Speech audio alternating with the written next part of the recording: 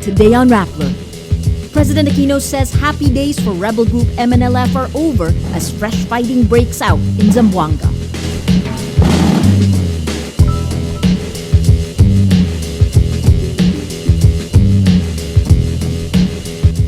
And the citizens group files plunder charges against Janet Napoles.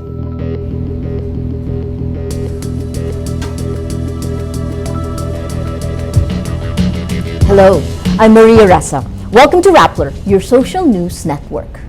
President Benigno Aquino arrives in Zamboanga City Friday. He claims this is the end of the Moro National Liberation Front's campaign of chaos. In his address, the president says the rebels, quote, happy days are over.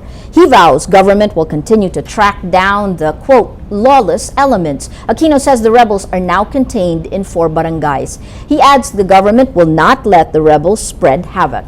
Aquino says while some groups reject the comprehensive framework agreement with the Moro Islamic Liberation Front, there are some groups within the MNLF willing to cooperate with the government. The MILF is a breakaway group of the MNLF and over the years has become the dominant political rebel group in the region. He claims the government has not failed to address the demands of the MNLF, adding substantial components of the government's 1996 agreement with the MNLF was implemented, including rebel integration into the police and military. Aquino assures charges will be filed against Miswari and his men. The Zamboanga City Council orders the forced evacuation of residents in 5 villages in Zamboanga City Thursday night. Ordinance 418, forced evacuation in barangays Rio Hondo, Santa Barbara, Santa Catalina, Talon, and Mampang. The Zamboanga City government said the evacuation is an option, quote, when danger or loss of lives becomes imminent. Local authorities, police, and government troops will ensure evacuees do not return to their homes until Zamboanga City Mayor Beng Climaco declares back to normal status. Commission on Muslim Filipinos Commissioner for the Youth, Edil Wasif Badiri, says the people of Zamboanga are hoping the standoff with the MNLF will end quickly. Hoping that it would end on the 3rd day, on the 4th day, and now it's on the 5th day, and there's a sense of anger. There's a sense of anger why this is not being resolved. Badiri, who is also part of the tripartite talks with the MNLF, says the panel hoped Miswari had been content with the peace agreement in place since 2007. And that has been the history with Chairman Miswari. We always don't know where he stands. Correct. From 2007 until 2010, in one meeting he will agree, and then in the next meeting he will disavow Correct. such agreement. In one meeting he will talk about autonomy, the ARMM. In another meeting he will talk about independence for the whole of Mindanao. Okay. So it's difficult to find out what he wants. And the same with Thursday night, September 12th, Rappler reported about 80 MNLF rebels waved a white flag and surrendered to police forces in Barangay Santa Barbara. Most of the rebels were from Basilan and they brought with them 35 hostages ready to be released. A man who introduced himself to Rappler as Paulo Casa, an MNLF member under Commander George Ismael, says he initiated the surrender when he approached government troops positioned across the street around 6:30 p.m. When Rappler received the information, the police had yet to notify their regional commander or Interior Secretary Mar Rojas, who is in the city as part of the crisis committee. Rojas denied the report when asked by media men. Members of the Philippine National Police, the Presidential Anti-Organized Crime Commission, and the Philippine Center for Transnational Crime accepted the surrender. All of the men who surrendered, as well as their hostages, waited all night to be quote-unquote processed by representatives of the crisis committee. Nothing happened. The MNLF rebels who surrendered, the police forces they surrendered to, and the people involved demand their story be told accurately and honestly. Rappler stands by its story and prays for a peaceful resolution of this crisis. Interior Secretary Mar Rojas tells Rappler the, quote, credible feelers government received last night from Moro National Liberation Front rebels have evolved into some positive results. Friday morning, Rojas states, there were some credible feelers last night. We're working on it and it evolved into some positive results early this morning.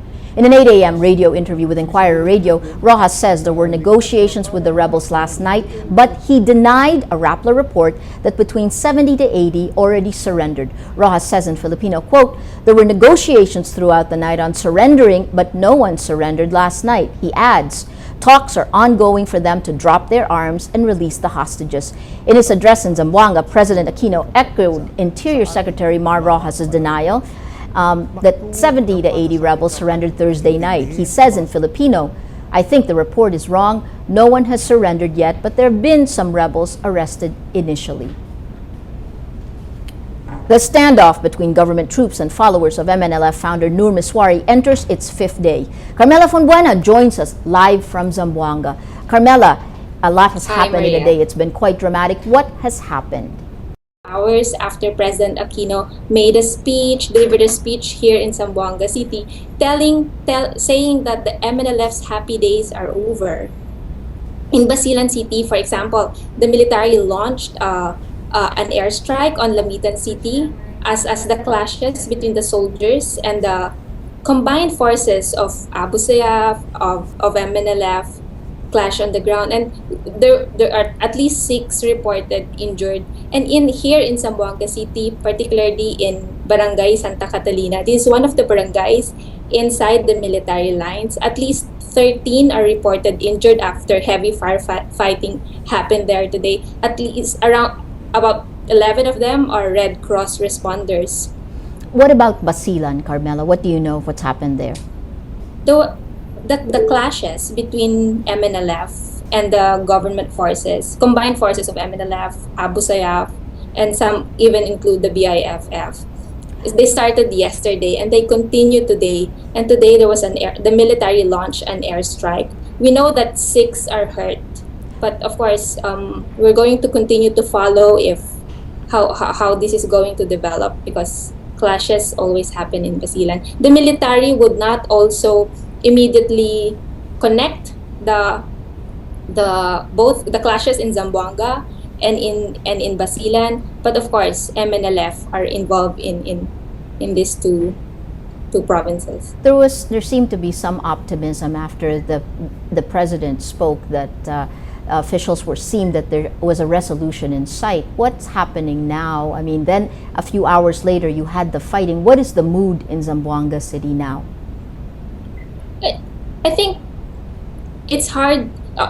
On one hand, there's fear, because when the government declares forced evacuation, there's fear that there will be an assault, and there have been no announcements yet. The military maintains that they are on defensive position, that they are not going to attack unless they are instructed to, because this is at the end of the day going to be the call of the Crisis Management Committee. But at the city proper, we would see that there are some developments. We would see some stores open, unlike a few nights ago when the city is practically a ghost town.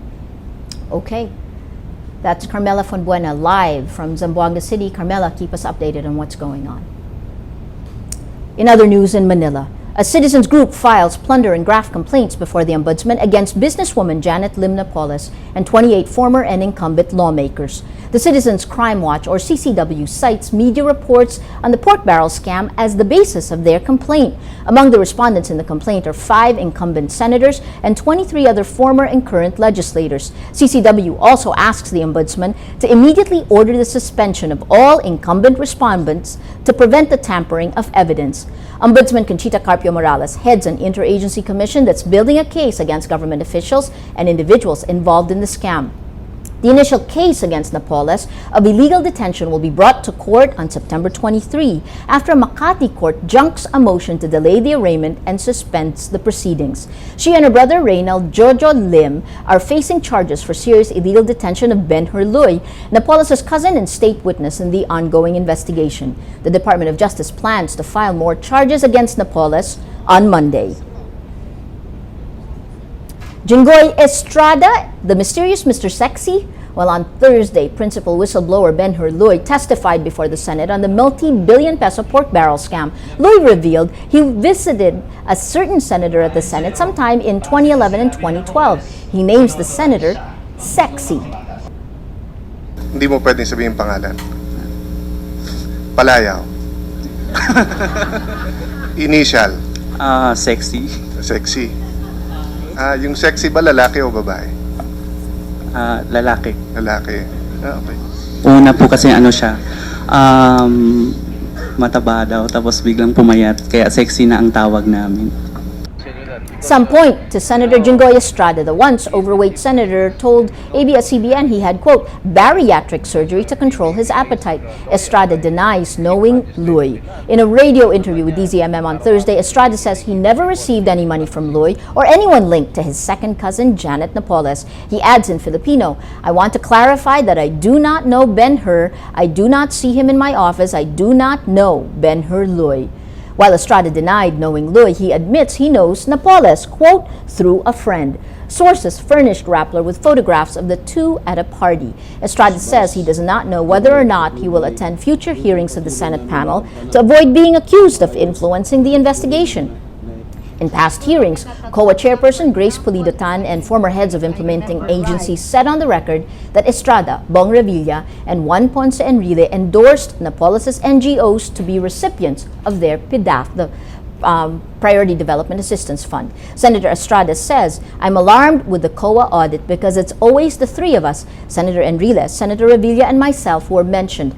How come the three of us are the subjects of a wide audit while my fellow senators from the other camp, some of the congressmen, were only audited 8%, 10%, 20%? The Dantes family is your typical OFW family. The parents are abroad while the children are in the Philippines. Family reunions were cherished occasions until this last one. The eldest daughter, Kay, was found dead in Cavite last September 7. Bea Cupin reports. Overseas Filipino workers Pedi and Beth Davantes had a heart-wrenching homecoming this week. They're used to eager hugs from their 3 children. But on Monday, the couple came home to lay to rest their eldest, 25-year-old Cristel K. Davantes. Lagi ko naiiyak siya kasi kulang na kami. Yung laging kulang na kami. Hindi na babalik yung dati. Kay was missing last week after a night out with friends in Bonifacio Global City in Taguig. She was last heard from around 1 a.m. Saturday, September 7. She was in her car on her way back home in Las Piñas. 5 hours later, she was found dead under a bridge in Silang, Cavite. 5 stab wounds on her body, including 1 on her neck. Her mouth gagged and her hands tied with a car seatbelt. Actually, minsan naiisip ko, nagkamali ba ako? Saan? But I don't say anything wrong.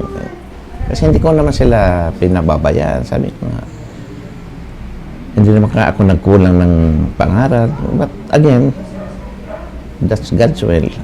Hindi ko alam. Born in Saudi Arabia, Kay had a bright future ahead of her. A marketing and advertising graduate, she was 1 thesis defense away from a master's degree. She was engaged to be married next year. Sayang talaga, lalo pa ngayong nalaman ko kung anong career path niya na. Sayang talaga, pero naniwala pa rin kami sa we are God-fearing people here. At kung anong binigay ng Diyos, tanggapin natin. Metro Manila Chief Superintendent Marcelo Garbo Jr. forms Task Group K to move the case forward. The NBI begins a parallel investigation. So far, authorities have no leads in the case. The motives behind her death are also unknown. Kay's Toyota Altis with plate number PIM 966 remains missing. Police and her family ask the public for leads through the Task Force K hotline. Pedi Davantes says the family has accepted Kay's death, but says he is still angry. Parusahan lang dapat parusahan. Hindi na ako dahil sabi ko, Lord, just give me a clear heart na walang yung galit, mawalang galit sa puso. Galit ako dahil sa ginawa, pero... Bea Cupin, Rappler, Manila. Moving on to world news. The judge hearing the case of 4 men convicted for a shocking gang rape on a bus in New Delhi last December sentenced them to death on Friday. The judge says the case fell into the, quote, rarest of rare category which justified capital punishment. One of the men, Vinay Sharma, breaks down in tears as the sentence is announced. Crowds inside the building and outside the courtroom roared with cheers and applauded the judgment.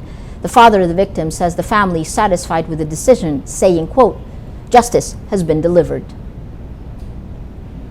Well, let's now look at Rapplers Wrap for today, a list of the 10 most important events around the world you shouldn't miss. At number 4, the United Nations says it received documents from the Syrian government seeking to join the international convention banning chemical weapons. Earlier, Syria's President Bashar al-Assad said the government will cede control of its chemical weapons to Russia and other members of the international community. Assad adds the move was prompted by Russian diplomacy and not because of an imminent U.S. strike. On Wednesday, U.S. President Barack Obama asked Congress to postpone a vote on a military attack in Syria. U.S. Secretary of State John Kerry says the U.S. may still use military force if Russia fails to disarm Syria of its chemical weapons.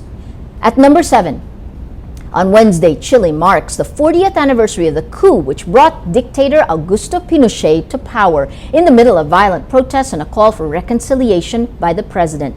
Unrest erupts overnight in and around the capital, Santiago, ahead of commemorations of the September 11, 1973 overthrow of then leftist President Salvador Allende. President Sebastián Piñera used a ceremonial address to urge fellow citizens to come together. Piñera, stressing reconciliation will require Chileans, quote, to continue on the path of truth and justice. At number 9, for the Potterheads out there, get your cloaks and wands out of the closet because the magic continues with Fantastic Beasts and Where to Find Them, the first of J.K. Rowling's upcoming wizard film projects with Warner Brothers.